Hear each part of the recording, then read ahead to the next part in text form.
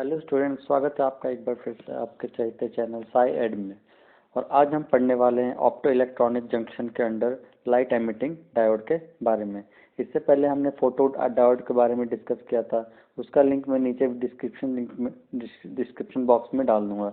तो आइए आज का टॉपिक हम शुरू करते हैं। तो लाइट एमिटिंग डायोड पढ़ने से पहले हम देखते हैं कि उसका सर्किट कैसा होता है। तो हमारे पास यहाँ पे एक नॉर्मल डायोड है, ठीक है। यहाँ पे नॉर्मल डायोड है, हमने उसको क्या किया, फॉरवर्ड बायस में इसको कनेक्शन कर दिया। यहाँ पे हमारे पास बैटरी है, बैटरी का जो पॉजिटिव टर्मिनल है हमने उसको पी साइड से कनेक्ट कर दिया और बैटरी का नेगेटिव टर्मिनल को एन साइड से कनेक्ट कर दिया। इस तरह से हमारे पास एक फॉरवर्ड बायसिंग कनेक्शन हमें मिल गया, ठीक है। अब यहाँ पे हम देखते हैं कि ये हमारा एलईडी लाइट कैसे एमिट करता है। तो यहाँ पे जो हमारा जब इक्विलिब्रियम रीजन में था, जब हमने कोई इक्विलिब्रियम कंडीशन में था, जब कोई भी हमने बाइसिंग नहीं की थी, कोई भी एक्सटर्नल वोल्टेज हमने इसमें अप्लाई नहीं किया था, तो उस टाइम क्या होता है कि एक इंटरनल इलेक्ट्रिक फील्ड जनरेट हुआ था डिप्लीशन रीजन में, ठीक है, जो कि था डायरेक्शन पी से एन की तरफ, ठीक है। उस डिप्लीशन रीजन में इलेक्ट्रिक फील्ड जनरेट हुआ था, जिसको जो क्या प्रोवाइड कर रहा था, पोटेंशियल बैरियर प्रोवाइड कर रहा था,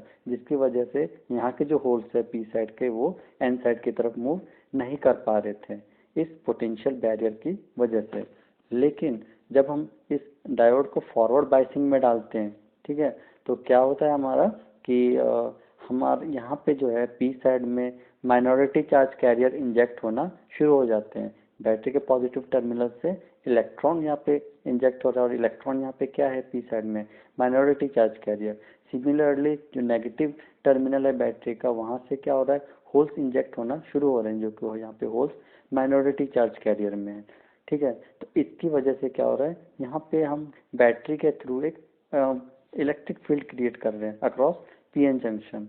वो डायरेक्शन क्या होगा, वो उसका डायरेक्शन होगा हमारा पी से एन की तरफ। किधर होगा, इसका डायरेक्शन होगा हमारा पी से एन की तरफ, और वो होगा ई डैश, सपोज ये ई डैश है, ठीक है। अब यहाँ पे क्या हो रहा है, जो हमारा एक्सटर्नल जो बैटरी का जो पोटेंशियल है, उसकी वजह से जो इलेक्ट्रिक फील्ड क्रिएट हुआ है, वो किसको कैंसिल आउट करने की कोशिश कर रहा है, जो इंटरनली जो इलेक्ट्रिक फील्ड जनरेट हुआ है इन द डिप्लीशन रीजन।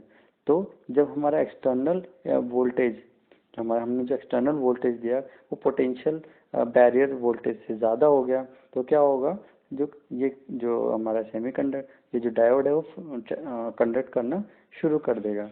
तो उस कंडीशन में क्या होता है, जो हमारा डिप्लीशन विड्थ होता है, ये जो हमारा डिप्लीशन विड्थ है वो क्या हो जाएगा, डिक्रीज हो जाएगा।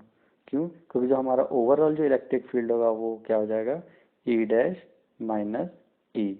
तो ये जब हमारे यहाँ पे डिप्लीशन विड्थ कम हो गया, ठीक है, तो उसकी वजह से क्या हो रहा है, तो यहाँ पे जो हमारा होल्स है वो इजीली पेनिट्रेट कर सकता है इस पोटेंशियल बैरियर को। क्यों, क्योंकि अब ये पोटेंशियल बैरियर क्या हो गया है, कम पतला हो गया है, ठीक है। इसका जो विड्थ है वो क्या हो गया, कम हो गया। तो उसकी वजह से क्या होगा, यहाँ पे जो होल्स है वो किसके साथ कंबाइन होना शुरू करेंगे, इलेक्ट्रॉन के साथ कंबाइन होना शुरू करेंगे। सिमिलरली जो इलेक्ट्रॉन है वो इजीली पेनिट्रेट कर जाएंगे यहाँ से इस पोटेंशियल बैरियर से, ठीक है। तो क्या होगा, वो जहाँ के जो इलेक्ट्रॉन होंगे वहाँ पी साइड के होल्स के साथ क्या हो जाएगा, कंबाइन हो जाएगा। तो यहाँ पे जो एलईडी जो वर्क करता है वो इसी इलेक्ट्रॉन और होल्स के रिकॉम्बिनेशन के प्रोसेस में वर्क करता है। इसी फिनोमेना की वजह से हमारा लाइट एमिट करता है। अब लाइट कैसे एमिट करता है कि सपोज हमारे पास यहाँ पे एक इलेक्ट्रॉन है, ठीक है, सपोज हमारे पास यहाँ पे इलेक्ट्रॉन है, एक होल है। जब ये दोनों कंबाइन होंगे इलेक्ट्रॉन और होल, तो क्या होगा, एक फोटोन जनरेट करेगा, ठीक है। अगर इस रिकॉम्बिनेशन की वैल्यू 1.8 इलेक्ट्रॉन वोल्ट से ज़्यादा है, ठीक है, 1.8 इलेक्ट्रॉन वोल्ट से ज़्यादा है, तो ये फोटोन्स एमिट करेंगे that comes in the visible range. Visible range क्या होता है हमारा, violet, indigo, blue, yellow, orange, ये सब हमारा क्या है, विजिबल रेंज में आते हैं। तो अगर हमारा रिकॉम्बिनेशन के टाइम में जो फोटोन निकल रहा है, इलेक्ट्रॉन होल्स के रिकॉम्बिनेशन के टाइम में जो फोटोन्स निकल रहा है, अगर उसकी एनर्जी 1.8 इलेक्ट्रॉन वोल्ट से ज़्यादा होती है, तब वो किस तरह का फोटोन रिलीज करेगा, the photon that comes in the visible range, ठीक है। तो हम क्या कर सकते हैं, हम अलग अलग मटेरियल्स यूज़ करते हैं यहाँ पे सिलिकॉन को हम यहाँ पे यूज़ नहीं कर सकते। क्यों? क्योंकि सिलिकॉन का जो बैंड गैप एनर्जी होता है वो कितनी होती है, 1.1 इलेक्ट्रॉन वोल्ट। तो 1.1 इलेक्ट्रॉन वोल्ट सफिशिएंट नहीं होगा एक फोटोन रिलीज करने के लिए जो हमारे नेकेड आइज से विजिबल हो। ठीक है, तो ये हमारा हो गया लाइट एमिटिंग डायोड का फंक्शन। अब हम देख लेते हैं कि लाइट एमिटिंग डायोड का वी कैरेक्टरिस्टिक कैसा होगा। तो एक लाइट एमिटिंग डायोड का जो वी कैरेक्टरिस्टिक होता है वो सिमिलर होता है एक नॉर्मल डायोड की तरह। ठीक है, ये हमारा वोल्टेज है, ये हमारा करंट है। ठीक है, अब यहाँ पे क्या होगा, जो नॉर्मल जो हमारा एलईडी है और नॉर्मल डायोड है और एलईडी में क्या फ़र्क होता है कि जो उसका थ्रेशोल्ड वोल्टेज होता है, ठीक है, ये कुछ ज़्यादा होता है। ठीक है, ये कुछ यहाँ से शुरू होगा, लेकिन जो हमारा नॉर्मल जो डायोड होता है, ठीक है, वो उसका जो थ्रेशोल्ड वोल्टेज होता है वो कुछ नज़दीक से शुरू होता है। ठीक है, तो यहाँ पे बस यही ध्यान देने वाली बात है कि एक डायोड में और एक नॉर्मल डायोड और एलईडी में यही फ़र्क है कि जो उसका थ्रेशोल्ड वोल्टेज है वो एलईडी में क्या होता है, ज़्यादा होता है। और यहाँ पे एक बात ध्यान देने वाली और चीज़ है कि जो रिवर्स बायस में जो इसकी जो वोल्टेज का ब्रेकडाउन वोल्टेज होता है वो अराउंड 5 वोल्ट के होता है। 5 वोल्ट के अराउंड इसका ब्रेकडाउन वोल्टेज होता है।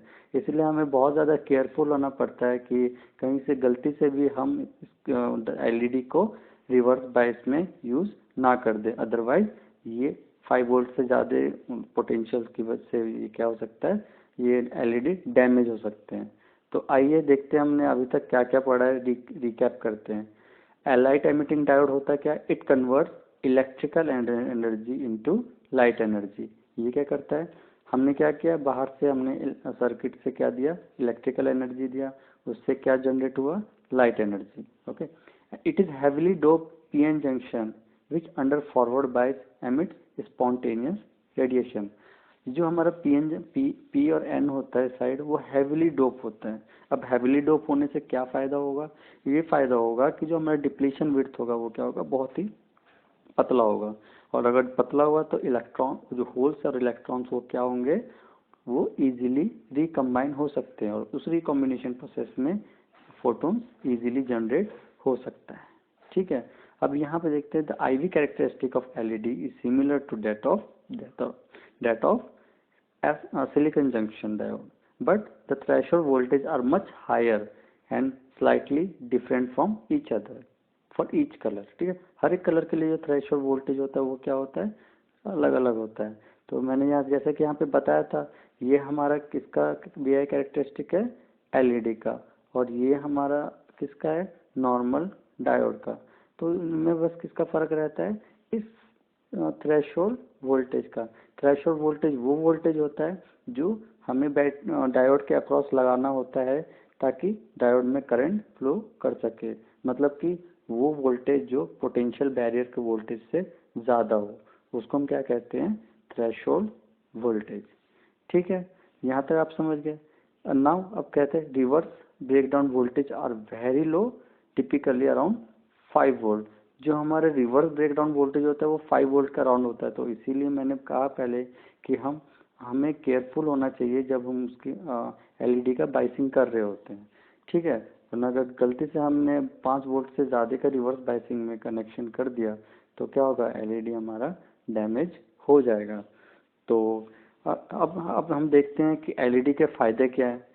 सबसे पहला फ़ायदा ये है कि ये वो लो ऑपरेशन वोल्टेज में काम करता है, कम वोल्टेज में भी वो हमारा फोटॉन्स जनरेट कर सकता है।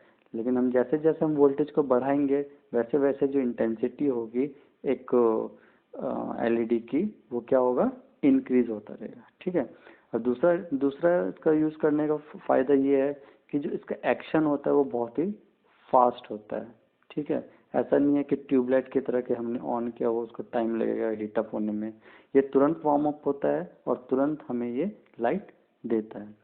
तीसरा इसका फ़ायदा ये है कि ये लॉन्ग, इसका जो लाइफ है वो बहुत लॉन्ग होता है, मतलब ये बहुत दिन तक टिकता है, ये जल्दी ख़राब नहीं होते हैं।